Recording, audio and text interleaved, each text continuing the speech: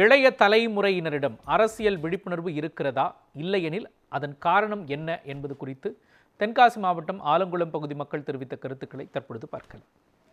பொதுவாக இன்னைக்கு இருக்கக்கூடிய இளைஞர் தலைமுறைகள் அரசியலை பத்தி எதுவுமே சிந்திக்கதே கிடையாது.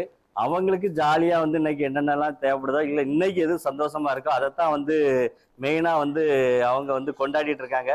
அது போக ஒரு சிலர் அரசியல்ல இருக்காங்கன்னு சொன்னா அவங்களோட தலைவர்களை பெரும்பாலான இளைஞர்கள் திரையில தேட ஆரம்பிச்சிட்டாங்க. அவங்க நமக்கு நம்ம பார்க்கக்கூடிய ஒரு தலைவர் படத்துல நடிக்காரு அப்படின்னு சொல்லியதுன்னா அவர் நமக்கு தலைவரா இருப்பாரு, நமக்கு எல்லாம் செஞ்சு தருவாரு அப்படிங்கக்கூடிய ஒரு சிந்தனை இல்லாம இன்னைக்கு உள்ள இளைஞர்கள் செயல்பட்டு இருக்காங்க.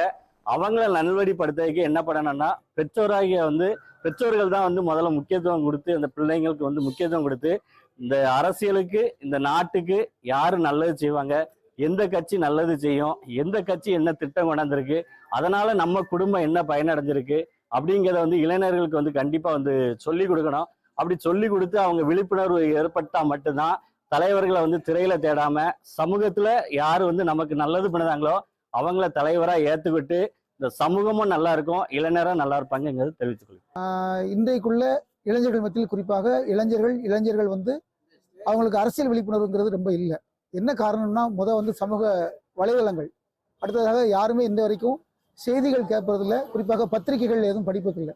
பத்திரிகைகள் செய்திகள் இருந்தால் மட்டும்தான் அவங்களுக்கு ஒரு அரசியல் விழிப்புணர்வு அல்லது இந்த கடந்த நிகழ்காலத்தில் என்னென்ன நடக்கு அப்படிங்கிறத பற்றின விஷயங்கள் அவங்களுக்கு தெரியும்.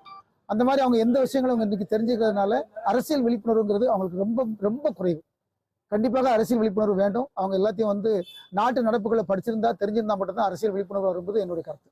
பாதி இளைஞர்கள் கிட்ட இருக்கு, பாதி இளைஞர்கள் கிட்ட அதனை பத்தின விழிப்புணர்வு சரியா இல்லை. இப்ப நான் எப்படி இருக்கு அப்படின்னு சொல்றேன்னா, நான் ஃபர்ஸ்ட் ஓட்டர். அரசியல் பத்தின புரிதல் எனக்கு என்ன அப்படின்னா, அரசியல் அப்படிங்கிறது மக்களுடைய நலனுக்காகவும் சமூக மாற்றத்துக்கான ஒரு பயணத்திற்காகவும் இருக்கிற அமைப்பு தான் அரசியல் அப்படின்னு நான் நினைக்கிறேன். மக்கள் ஆட்சி அப்படிங்கிறது மக்கள் யாரால நம்ம ஆட்சி செய்யப்படணும் அப்படிங்கிறத தேர்ந்தெடுக்கிறது தான் மக்கள் ஆட்சி. இதை பத்தின புரிதல் பாதி இளைஞர்களுக்கு இருக்கு. பாதி இளைஞர்கிட்ட ஏன் அரசியல் பத்தின விழிப்புணர்வு இல்லை அப்படின்னா, திரை உலகையும் நிஜ உலகையும் அவங்களுக்கு வேறுபடுத்த தெரியல அப்படிங்கிறது ஒரு காரணமா இருக்கு.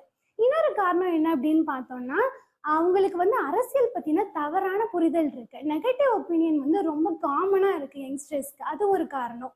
இன்னொன்னு நான் அப்படிங்கிற எண்ணமா கூட இருக்கலாம்.